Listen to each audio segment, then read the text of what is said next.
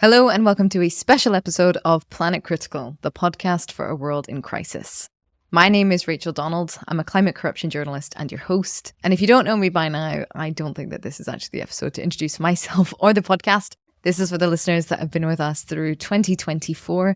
I've taken the time to answer the questions that you submitted about both Planet Critical and Planet Coordinate, the new project I've just launched, which I will be explaining a little bit more of on this episode. So let's dive in. I think the first thing I want to say is thank you so much to everyone that is coming on this journey with Planet Critical. It's one of the top 1% podcasts globally, which is amazing because I started it, 4 years ago with this microphone, actually, right here. If you're watching on YouTube, this tiny little $100 thing, and a bit of a wing and a prayer, definitely no strategy. And now it's broadcast to subscribers in 180 countries around the world. So I'm just totally thrilled that this is my life, getting to do this work in community with all of you.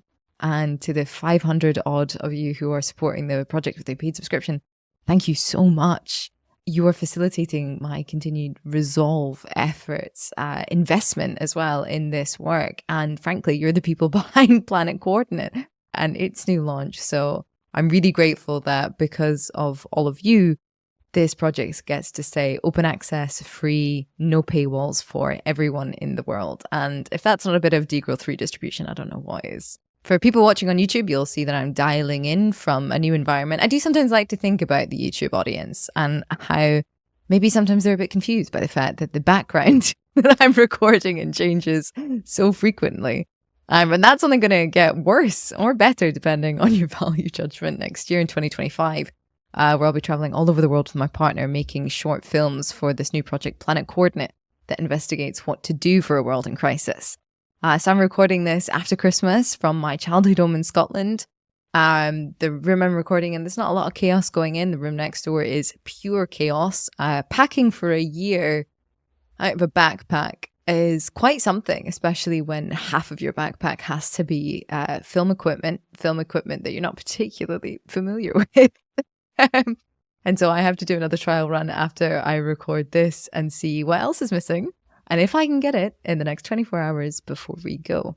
And I think surely, I feel really that the universe, oh God, I'm going to sound so hippie, but I do really feel that the universe is kind of on our side with this one in that very sort of narcissistic way when people talk about the universe being on their side.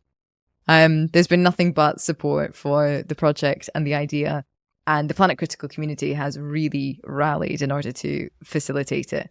And I don't just mean the amazing number of people that have gone over and gotten a paid subscription on planetcoordinate.com or subscribed there to see the stories coming through, but also my former guests. It is really the people who've been interviewed on Planet Critical that have kind of created this network, all of the dots that we are joining up and visiting next year, introducing us to people that we need to interview, to stories that need to be told, to people who might know people who might know people. There's a huge amount of excitement and desire to see this project happening, which is kind of what makes me think, as with Planet Critical, like even though it's a very small team working on it materially, there's actually a huge team collectively behind it and pushing it forward, which makes it feel viable. Which, funnily enough, was the original first name for Planet Coordinate. But I think we were better to stick with Planet Coordinate. Let me know what you think in the comments. All right, on to the questions. So I've got about 10 questions here from the very many that were sent in on the forum. Thank you very much to everybody who contributed a question and a project for Planet Coordinate. I've selected the top 10 because some of them were, yes or no questions, or other ones just weren't really my area of expertise. But I hope I've sort of covered the breadth of themes that were submitted, shall we say, into the form. So the first one is, perhaps unsurprisingly, Rachel, why is the world in crisis? And is there a time to cease dissent and protest to move towards strategy and dreaming of places to survive? So every time I'm interviewed on a podcast now in the hot seat, the hosts every single time like to throw this question at me, which I suppose is what I get for throwing that question at hundreds of people in my own podcast. And I will preface the same way I do every time, which is that my answer depends on the day. It's such a big question. No single human being can answer that question in its entirety.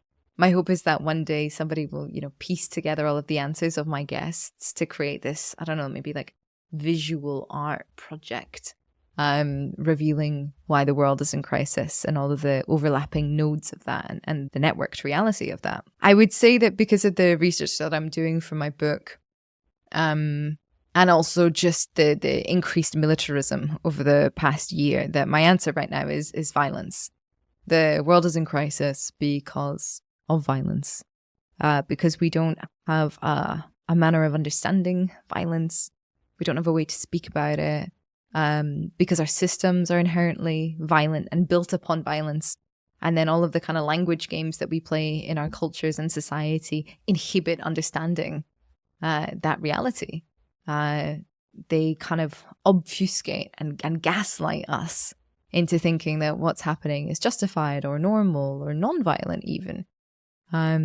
Even though the sort of creation of the human project or civilization has been built upon extraction of the natural world and the extraction of other bodies.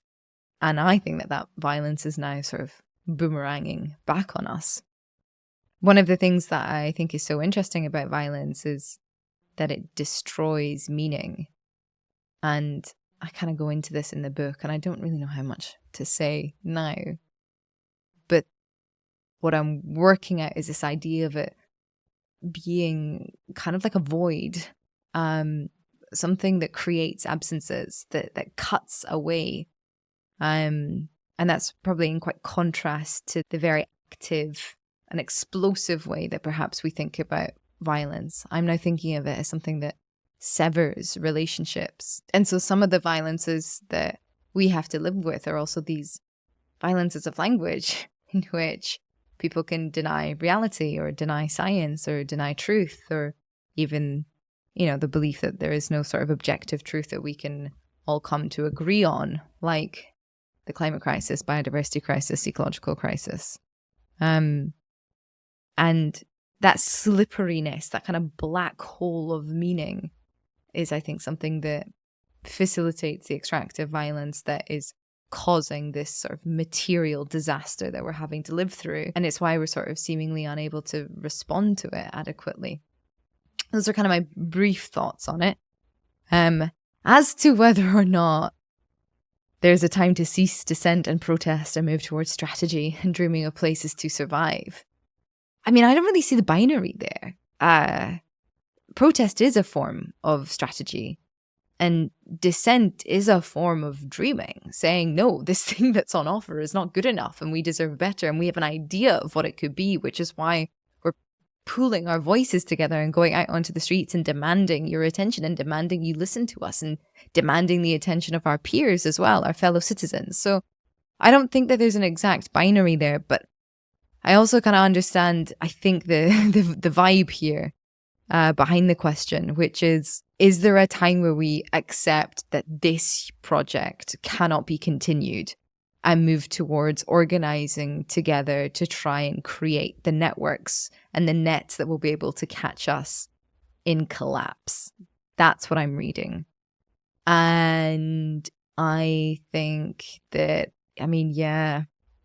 it's a really tough thing, I think, about investigating why the world is in crisis and doing all of this work and coming face to face time and time again with the conclusion that actually this society cannot be reformed in any meaningful way because of the nature of its violent extraction of the world around it in order to continue growing like this sort of, cancerous cell. And so it is going to have to collapse or give way or be dismantled or be hospiced, using the language of Vanessa Andreotti. And I think that's really, really important. I think increasingly that perhaps we won't be given the opportunity to actively hospice the system in its entirety.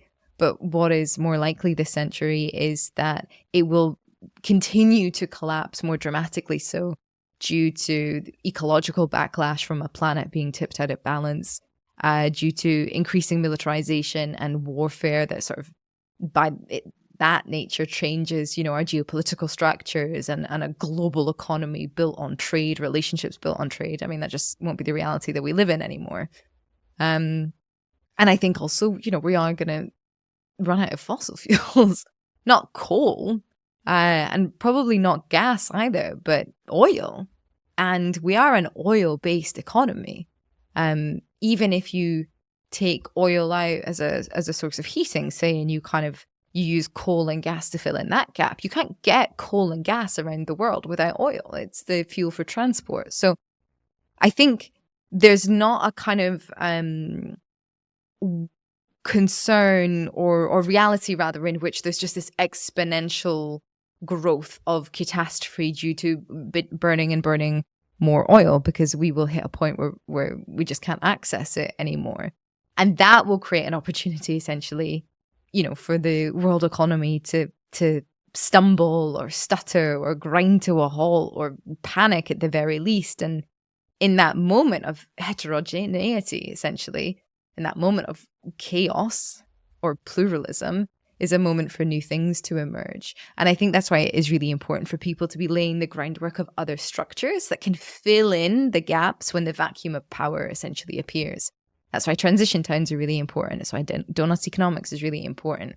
I can't remember who said this, but somebody said, like, the idea is to have better ideas lying around at the time when that comes, so that they're sort of ready to slot into place or trial at the very least, so that people don't think, oh, well, if it's not, an illusion of democracy, then I guess it's going to have to be fascism, which is sort of where mainstream politics is pushing to, arguably, I think, in the Western world.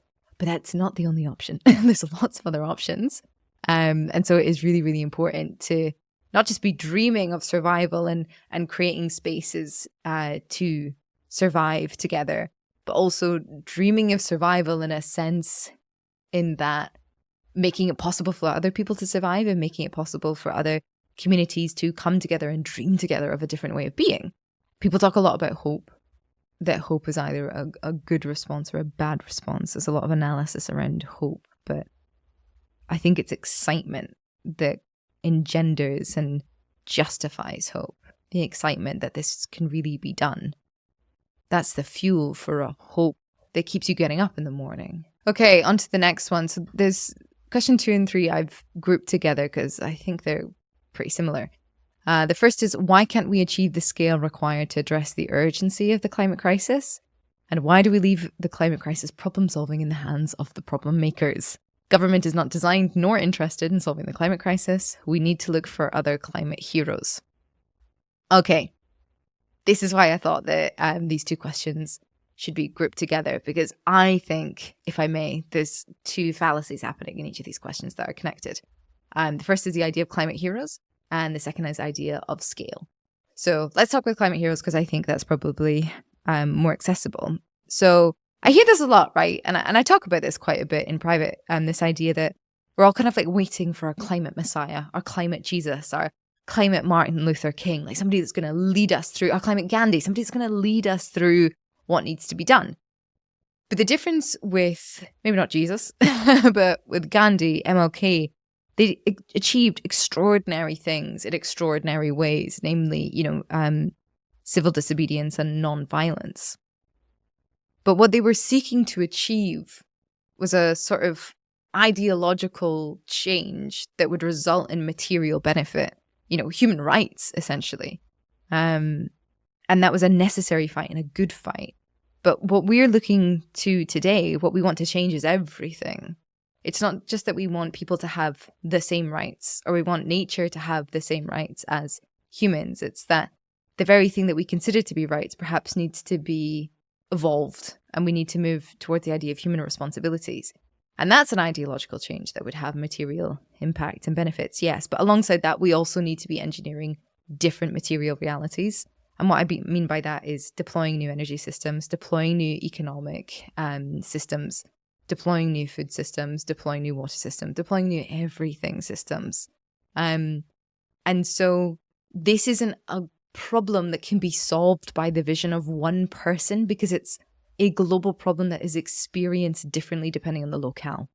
And so it's not that we need, one hero from each nation or tribe or continent or climate, local climate, to speak on behalf or lead their people towards, the decision-making room where negotiations are being made for the future and how we're going to share resources and protect the planet. But rather, people everywhere need to become more involved in the decision-making process with regards to how their bodies are used, how the bodies around them are used, what they're willing to put up with, and what it is, above all, we are doing with the energy at hand, the materials at hand. Like, what is all of this for?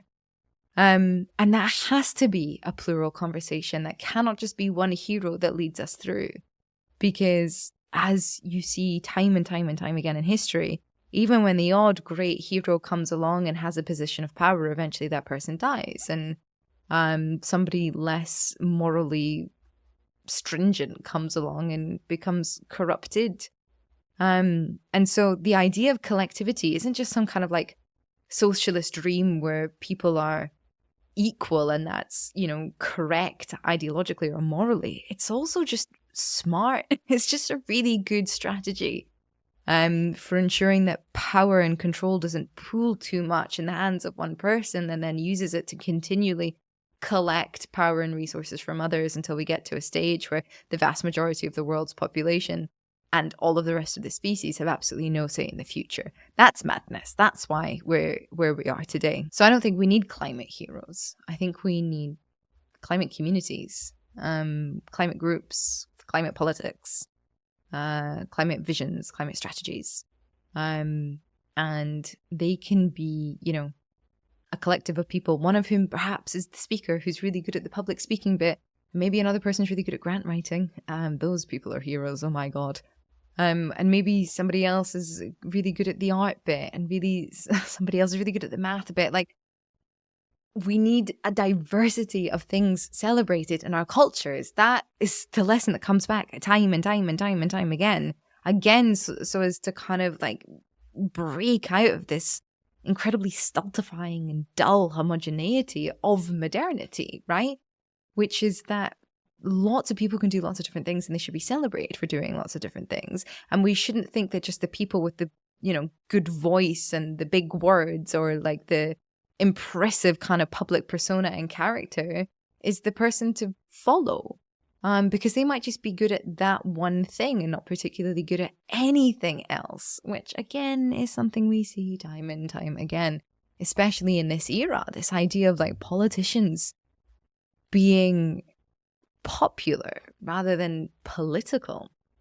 But essentially to say we don't need heroes, we need groups. And that speaks to the scale part as well, which is that I think a major problem in climate policy is that people are always looking to scale up and they're only interested in solutions that can scale up. But scaling up requires centralization and it requires a huge amount of materials and energy as well. I'm skeptical of the efficiency of scaling up. I think it works sometimes and I think it doesn't work at other times. And I think what would be far better is if we look to solutions that can scale out.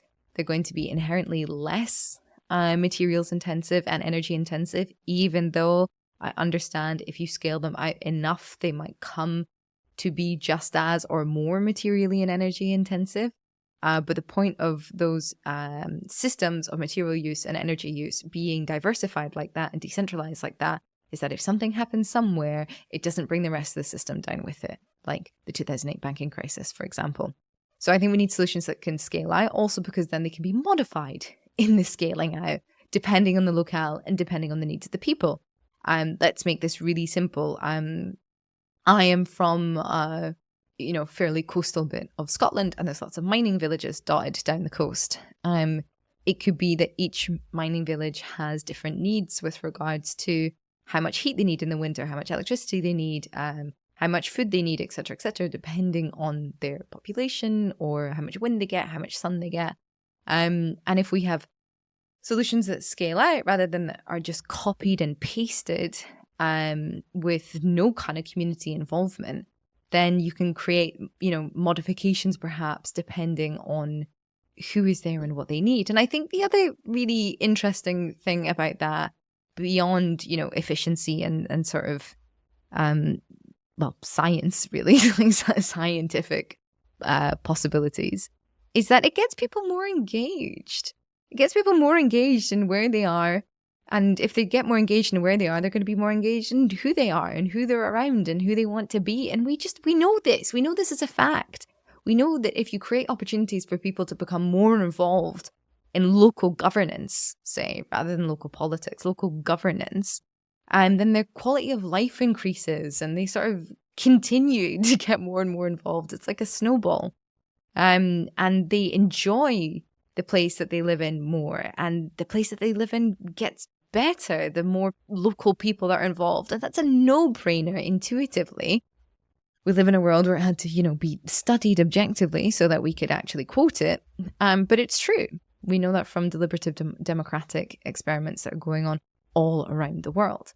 They work. So I think that's another reason that such a kind of like scale out vision is helpful, because again, the more local people that get involved and the more that people like it, the more likely they are to protect their neighbor, to protect the land, and to also educate themselves and seek education on the things that are going to affect them at the local and national level, which should impede, the tide of corruption somewhat. So this is all about, creating safeguards. Essentially, sustainability has to be on some level about safeguarding against these perceived inevitabilities of human centralized organization. And it might just be that centralization is not the way forward. All right, on to the next one. I've been quietly hoping that you would be looking into future directions for humanity. The thing I often wonder is, what do you see or hope for as the necessary social structure after capitalism inevitably collapses? The second thought is, how on earth do we transition to that, given the appalling mess we are in today? I feel you. I've kind of answered bits of this question already, so forgive me if I repeat myself. I agree with you that capitalism will inevitably collapse as fossil fuels inevitably erode away. And I think that the social structure is going to have to be something that is heterogeneous and depends on where people are and what they want to do. I don't want to live in a world where we have a global order. I want to live in a world where there are still possibilities. And that's not to say, how do I put this? That's not to say that I think every vision of a global order would be bad. If I could snap my fingers tomorrow and have a utopia in which everybody feels the responsibility for leading a good life and everybody conducts themselves with respect towards themselves, each other, and the natural world, then, that sounds beautiful. Who wouldn't click their fingers and do that? The problem with it, though, is that that which is global requires centralized power. And centralized power requires a huge amount of materials and energy and becomes increasingly difficult to dismantle if and when corruption strikes. So it's that thing about safeguarding again. So whatever happens after capitalism, I hope that it is diverse. I hope that essentially what we see is, a wave of people moving towards resource-based economies or well-being economies or donut economies, post-growth economies. I'd love to see post-growth get trialed in all of its different forms all around the world and people figure out, what is best for them. It might be that some people move away from money and move towards, different kinds of tokens or no tokens whatsoever, bartering economies, trading economies, or just, pure solid Marxism, whatever you need, you can get economies.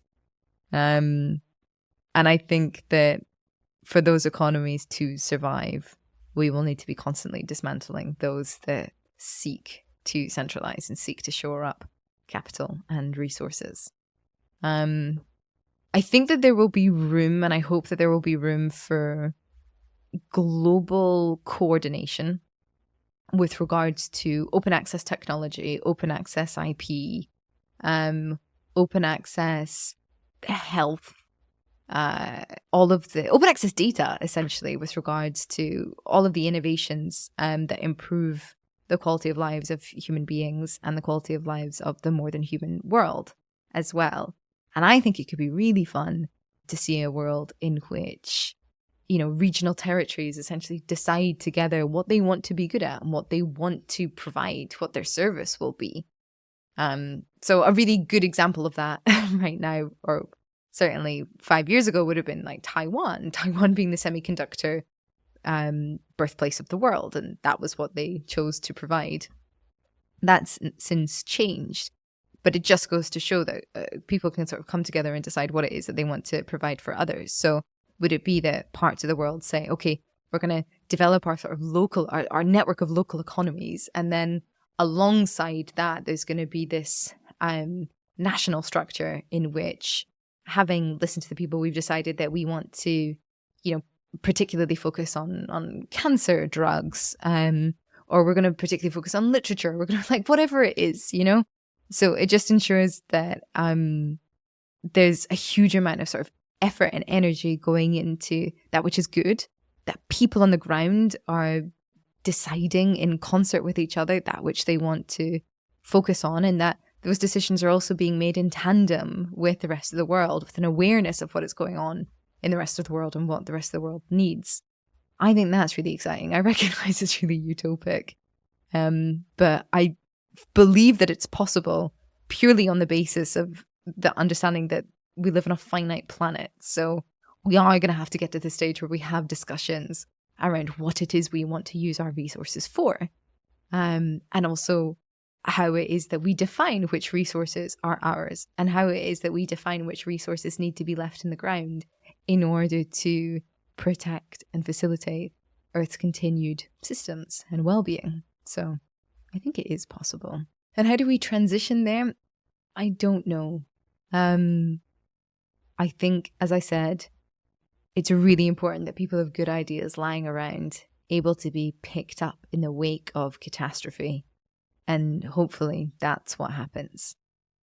Because we know fine well from the economic policies of the 20th century that if we don't have good ideas lying around, then economies and cultures that are in shock due to natural disaster or due to economic shocks or due to war, somebody else will come along with an idea and essentially hijack the country, the nation, the group, when they're in a really vulnerable state. So how is it that we can build things that people will need? And how is it that we can communicate to them that this might be something that they need at a time that they need it? That's also a really important part of the equation. I think also it's too late in the episode now, really. I should have said this much earlier on. It shows my own sort of cognitive bias, but I am speaking from a really, really Western perspective here. There's lots of good stuff going around the world, and there's lots of good stuff going on. The global South is, for one, so vast and diverse that it really cannot sort of be lumped together politically. But if you just take the contrast of the United States and Mexico, for example, the United States having just re-elected Donald Trump, despite the material disaster that he was economically and politically, let alone all of the ideological, nightmarish sort of hellscapes that he wants to inflict upon the American people. Mexico, in their election, elected a female climate scientist as president. A female climate scientist. So there's a lot of reason to hope, because the vast majority of the world's population is already being affected on some way by the climate crisis and is responding to the climate crisis despite the eons of kind of cultural setbacks and crises and even prejudices that you would think would maybe impinge them or see them struggling with the same kind of very dull problems that we still struggle with in the West. Ooh, can a woman lead a country? Ooh, can she be? She can lead a family, but can she lead a country? So I think that there's a lot of hope to be had looking elsewhere and seeing the amount that is being done. And that really the West is lagging behind the rest of the world in many respects. That's not a blanket statement. Please don't call me out on that. But just generally speaking, the West is lagging behind. The solutions on offer from the global North are part of a very, very, very paradigm, neoliberal market-based technologies, rather than looking at actively ramping down fossil fuel use like Colombia or maybe putting somebody who understands what's going on in charge, like Mexico. So there is hope to be had. And so look to them, because they are transitioning in a way before our very eyes. And a big part of the question of the coming decade will be, will the global north allow countries to transition if it threatens their ideological status in the world? I think everybody probably knows my answer to that. But fingers crossed that will change in times of crisis, I guess. Okay, this next question I chose because I think it's important that I answer this publicly somewhere. So, thank you, Rachel, for your inspired work throughout 2024. Thank you very much for being on the journey with me. I will not be following the new project, which looks to me to be another unnecessary travel jolly, burning yet more fossil carbons. I wonder how you justify this when we know we are on the backside slide of the carbon pulse. I knew I'd get this question. Do you think it's justified to travel around the world making films about communities that are responding to the poly crisis in some way? Yes, I do think it's justified, otherwise I wouldn't be doing it. I don't expect that justification to be shared by everyone, though, at all. I think it's very good that there are people who don't think it's justified, that live a value system that is even stricter than my own. I think it's justified because there are stories that have to be told, and there's a kind of dynamic between being a white Western journalist with a global platform and a community on the front lines of crisis whose story is not being broadcast as far as they would like it. I saw this firsthand when I was the producer of Radio Free Sarawak, which was the only independent radio station in Malaysia producing Indigenous news for Indigenous people by Indigenous people. And I was producing it. I was helping. And what I saw essentially was that these people were being ignored totally by the rest of the world. You know, entire villages washed away, rampant corruption, the destruction of rainforests. And because I could then sort of freelance and, you know, sell the stories that we were covering on the radio to newspapers because of where I come from, because I am an Anglophone, and because of my status essentially in the global hierarchy, I was getting their stories to go further, and they were very grateful for that. They were, you know, it was very much a mutual collaboration. We were all willing to work together. And I think that's really important. I think the most popular way of answering a question like this is explaining to the questioner that they are in fact wrong to be asking this question. That you are entirely justified in doing what you're doing if you follow this logical framework or this moral framework, or if you take X, Y, and Z into consideration. And I don't think that's helpful. I don't know if I am justified in doing this. I don't know if it's the wrong thing to do. I think arguably, materially, that amount of carbon that's going to go into the air in order to go around and make documentaries, that's wrong. Yeah, it's not helpful. But the documentaries might be helpful.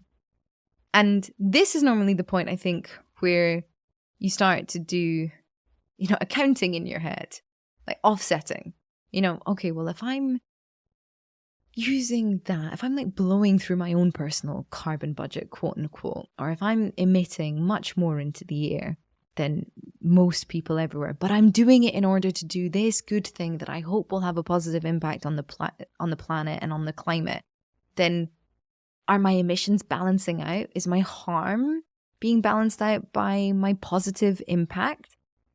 And I think we must never, ever do that. Ever. I will not say that my actions are being offset. All I can do is acknowledge that there is going to be harm on some level by flying around the world and making these films. I also think that there will be good that comes from flying around the world and making these films. And I don't want to connect those two things because I never want to be in a position where I'm creating an equation that justifies harm. Every step of the way, I'll be considering whether the next one is worthwhile and whether the next one is worth it. It will get to a point, I'm sure, where maybe at the end of this year, maybe in 6 months' time, maybe in 5 years' time, where I say, you know what?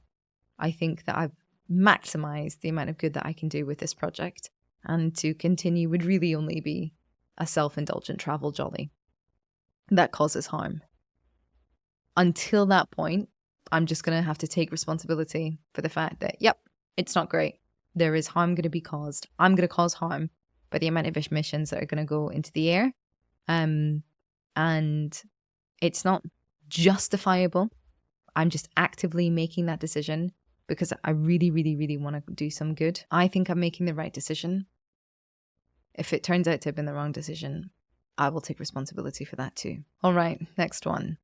How can we reform and transform mainstream science so it can help solve the multi-crisis / polycrisis rather than make it worse as science is doing now? All right. A couple of generalizations in there when you say that all of science is making the polycrisis worse. That's just not true. There's lots of really important science. In fact, arguably most science is really, really important and helpful science. And a lot of people are working on the problem of the polycrisis and trying to figure out what to do about it. I think the problem of science is the specialization, over-specialization, or an unknownness about how to create interdisciplinary fields now, or how to catalog research and knowledge that is interdisciplinary, and how to fit it into, big picture analysis, and how to engage with probabilities rather than certainties, and how as well then to communicate all of that to a political class who are, for the most part, seeking to skim the top line if it suits them and ignore it if it doesn't suit them. Those are really big problems that we face. And there's lots of scientists that are working on this problem. There's philosophers of scientists that have been working on this problem for a very long time. I think the main thing is, don't insult the scientists for the work that they're doing. You never get people on side, or you just never get them open to listening if you go in with that from the off. And there has to be space as well for science as it is today in the future, for details, for specialist knowledge, for acute analysis. And I think it's also sort of incorrect to separate science as if it's not also fundamentally impacted by the polycrisis, as if it's not also part of this system of knowledge and hierarchy and economy that we're all in today. There's very interesting work that's been done kind of tracking knowledge from the Enlightenment onwards, and looking at how traditions of knowledge have evolved either with, in conjunction with, or in opposition to religious theology. I'm reading this really interesting book at the moment called Against Postmodernism, and in it the author cites another text which is about modernity, knowledge and the creation of knowledge, and actually just the epoch, after the Romantic period, after the Enlightenment. How modernity essentially becomes about progress and this idea that whatever is done in the present is justified for future ends, essentially. Present means justify future ends. We're sort of living in this process of debt for the future, and that will ring true to anybody who's familiar with the global economy and how that's structured. And I think maybe the problem with science, if I can be so bold really as to say, is probably that this kind of goal of future understanding done at the expense of present life, present materials, or even a disillusion of present values. Animal testing is a really interesting example of that we live in countries in which you can have really stringent animal protection laws, and those laws are kind of dissolved in particular contexts, like in laboratories, in which within that context there it's okay to cause harm, which is a principle I disagree with, because I don't think harm and violence can be contained in such a manner. But it's this idea then of even our values and our principles can be sacrificed in this moment now because it's going to benefit the future in some way, and the future is a fundamentally principled and and moral thing, because that's what we're creating, and it becomes a bit tautological, and you can see how we all kind of like fall into the void of understanding. You can see where postmodernism comes from there as well, as a kind of black maw opening up, swallowing any idea of kind of universal coherence or material ways of making sense of the world, or trying to find sense in the world. But that's a whole different rant for another day, I think, my friends. So I think actually science, like everything, could do with being confronted with the question, at what cost? And can we figure out collectively what cost is too high? All right, this next question is a big one. How do we fully dismantle the domination paradigm? And what does this work look like on all levels, from the physical to the somatic, mental, spiritual, relationship, and community? Well, I don't know is the short answer to that, because that's a lot of levels. But I really like this framework, the domination paradigm. I think it fits in very nicely with what I've been looking at with regards to violence and extractivism and exploitation. How do we dismantle it? It's going to take so much programming and undoing, because domination is coded into our language. It's coded into he being the assumed primary gender. It's coded into religious theology, in which there is an omniscient, omnipresent, omnipotent, omni-everything being that can, at whim, do what he wills with us. It's coded into our workplace structures, in which our bosses, who are also adults, can tell us as adults what to do, when to do it, whether or not we're allowed time off, whether or not we can go and spend time with our kids, whether or not, in my case, a few years ago, whether or not I could look after my mother when she had a broken shoulder and 2 broken hands, which actually made me laugh at the time. I was like, wow, this person really thinks that they can stop me going and looking after my family member in need. That's absurd. They're going to lose that fight, because I will lose my job if I have to. It's just bizarre way to live as an adult in this world. It's so infantilizing. Domination is coded into, social structures like time. I think that's a part of being a modern human, is feeling really quite dominated and whipped by time itself. I like a deadline. I like the rush before a deadline to get things done. But when you have lots of them sort of spread out at different times, and there's just this incessant kind of drum in your head of things you have to do and things you have to respond to an email. Oh my God, anybody who knows me personally will know that I will have been banging on for the past 6 months about how much I hate my inbox and how it's made me want to stop working. It's the only thing I've been confronted with that has made me want to stop working. It's just the volume of emails I get, and it's not even that high, to be totally honest with you, relative to a lot of other working people.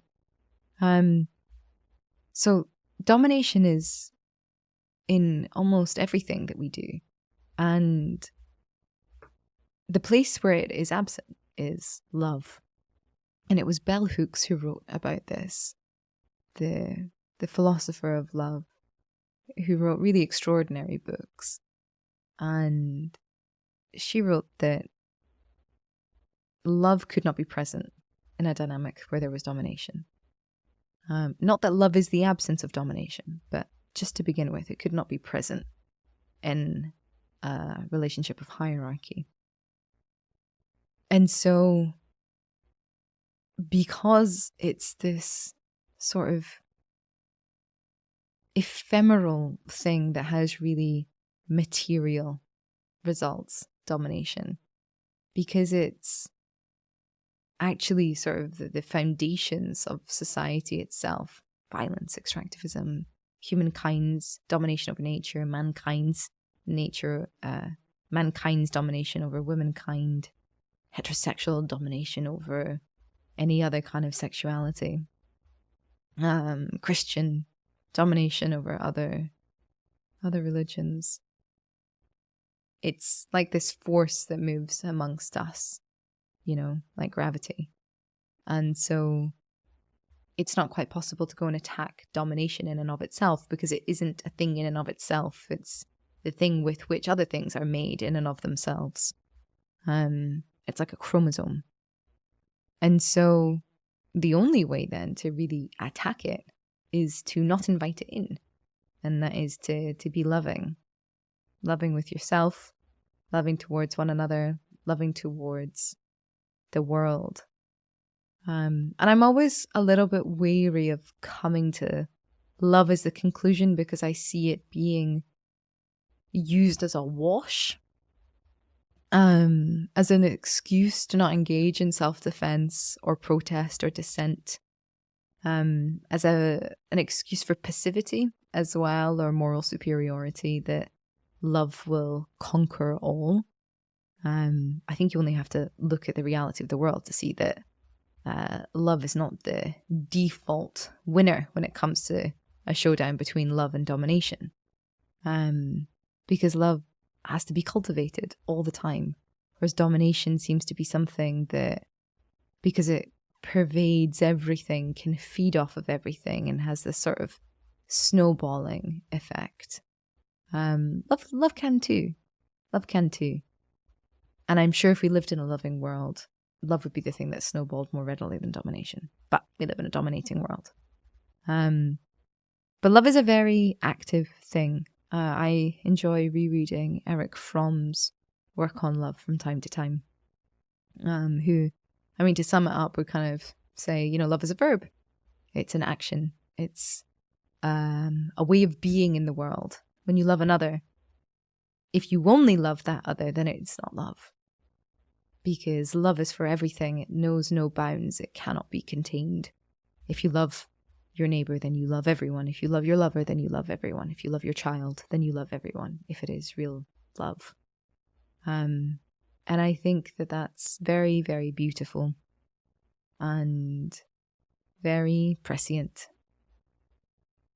in a world in which really domination has come to such heights and such strength, really, to move amongst us, because our collective bonds have been shredded. Our love between us has been shredded. That's part of the attempts to individualize us, really, to isolate us and alienate us from one another. Domination can then act on a thing much more easily if it is isolated. Love can rear its head against domination and act with force against domination if it is collective. For these are the ties that bind us. These are the ties that hold us. This is the net we weave with which to catch each other. And it's also the net that we can use to catch a beast as it looms over us. Love is not a single hero shining in the night. Love is the candle burning at every window of every home in a village, creating enough light to shine a home for somebody who perhaps is late, perhaps is missing, perhaps is just trying to find their way. Love is the hearth of the village hall. Love is the sound of clapping after an orchestra performance. Love is the sound of laughter tinkling in a family home. Love is always something done together. For even if it's just you sending love out to the world, it touches everything that you do love. You're making a net just by doing that. But love is one of those things. It doesn't scale up, it scales out. And I genuinely think it's the core of tackling the domination paradigm. And it's also that which roots us closer to the earth. Maybe that's where to end this episode, but I do have one more question lined up. And that is, how much fun can we have while attempting to save the planet? And the answer is, as much as is feasible. You must have as much fun as you possibly can. While not attempting to save the planet doesn't quite need saved. I'm not a fan of that language. think we all probably humankind that needs saved from itself. But it must be fun. This is a little teaser for Planet Coordinate, but one of the projects that we're going to film, we were talking with them recently, and they were going through their story again, how they came about. And I won't give too much away, but essentially, they were in a sort of constant battle against a large extractive industry. And they were doing that for years and years and years. And then they burnt out. Essentially the entire collective burnt out. They couldn't keep it up. They couldn't keep up being in that fight response constantly. And so they diversified their approach and now, continued to fight and hold back a monstrous sort of entity on their land, and also engage in all of the wonderful things that make life beautiful, like rewilding and creating networks of farmers and weaving baskets and coming together to dream about the future of their home. And it's through that they have found the strength to continue fighting. And that is so important. You must have fun, not because it's an indulgent thing, not because it's a privileged thing, but because it keeps you going through the darkest of nights, and the nights are only going to get longer. For now, at least. You must have fun. You must have fun because we only have fun when we're together. And you must be doing this work together, because there is nothing that we can figure out around the planet, the globe, the sheer complexity of the problem. Even your locale, even your back garden, you can't figure out alone. You have to figure it out in relationship with others. And that relationship can be the insects of your back garden, the species that grow there, the weather, the grass. It can also be your neighbors. And for activist groups, they are always working together. And if you're working together, hopefully it means you're having fun. You will lose your mind if you try this alone. And you will also eventually lose your mind if you're only constantly in opposition and in resistance. There is joy and beauty and laughter to be had. And if you don't believe me, you can go and see on TikTok, on Instagram, on X, on any social media platform that is allowing images to come out from Gaza. In the midst of a genocide, there are still people that are singing, that are dancing, that are laughing, even as their families are being killed around them, even as bombs rain down upon them. They are still finding ways to quote unquote have fun, because having fun is connecting with each other, and it's connecting with the day, and it's connecting with life itself.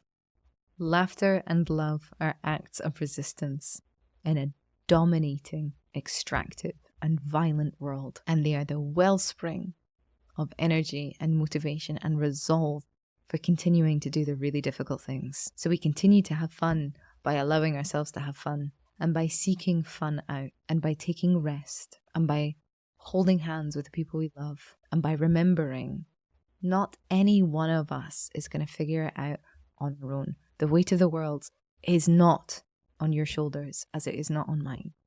It is on ours together. And because we're all doing it together, if you want to take a night off, I got you. Just as you got me when I got to take a night off, so that I can show up tomorrow, rested, prepared, and ready for that long night. All right, everyone. I think that is enough from me. Welcome to 2025. Welcome to Planet Critical and to Planet Coordinate. If you haven't already, go and sign up at planetcritical.com, where we investigate why the world is in crisis, and over at planetcoordinate.com, where we investigate what to do for a world in crisis. I hope you all had a beautiful new year. I hope you feel ready for the coming year, and I hope to see you there on every step of the journey. Take care, and see you next time. If you want to learn more, I've put links to everything in the description box below. Remember to subscribe to the channel if you're new here, and share the episode if you enjoyed it. To support the show, subscribe at planetcritical.com, where you can read the weekly newsletter. You can also become a Planet Critical patron. All links are in the description box below. As always, my deepest thanks to that community. Planet Critical wouldn't exist without your support. Thank you everyone for listening. and for coming on this journey together.